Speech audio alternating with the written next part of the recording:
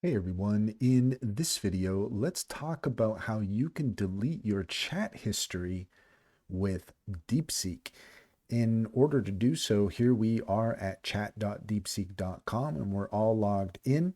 And on the left-hand side here, you can see our chats. I've just got one here, but here's where you can see your chats. And there's a couple ways of doing this. If you want to individually delete your chats, then you can just come to the specific chat you're looking for.